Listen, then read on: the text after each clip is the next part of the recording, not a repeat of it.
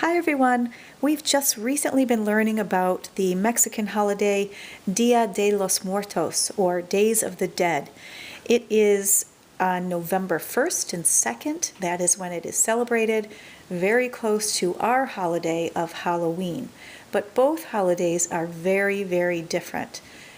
Dia de los Muertos is not a holiday for scaring people or to be frightened. It is a day of remembering and honoring our ancestors.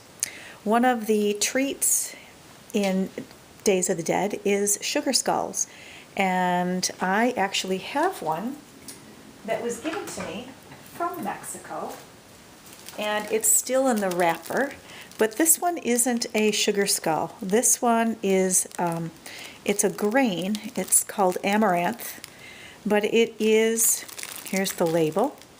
It did come from Mexico. My friend was there last year and brought this back for me. And you can see how theirs was decorated. These are nuts. I'm not sure what type of nut for the teeth, something for the eyes, and the top of the skull was decorated.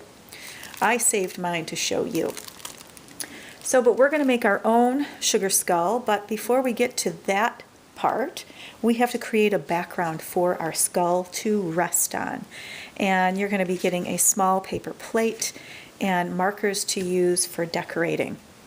Just to be safe, I would say put your name on the back. You will be taking these home with you right away, but just so there's no mix-up while they're drying, you'll know whose is whose. Now I've already went ahead and picked out some markers. Actually, I'm going to change my mind already.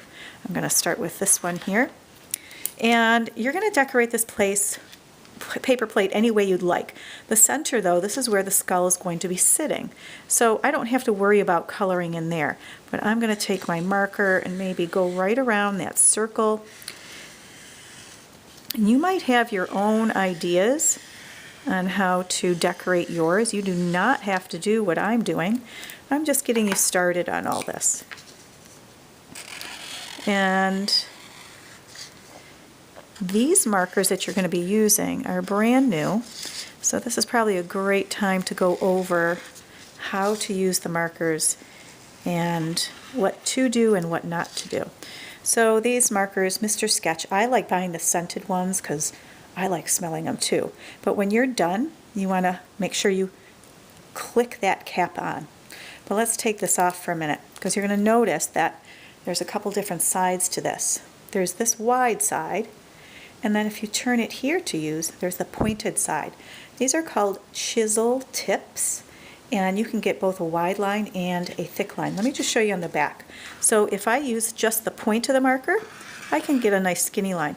But if I use this long side of the chisel, I can get, a wider line, just like that.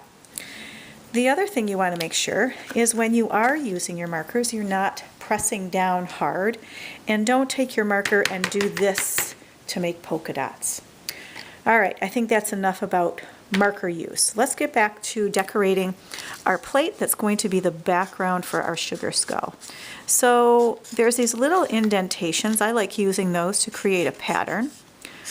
Again, you might have a whole different idea. And then I take a different color to go in between. So you're going to have some time to decorate your plate. I'm not going to finish mine because I don't want to take up all your time. We want to get on to the sugar skulls. So finish this up, work on your plate, and then lesson 2, the sugar skull.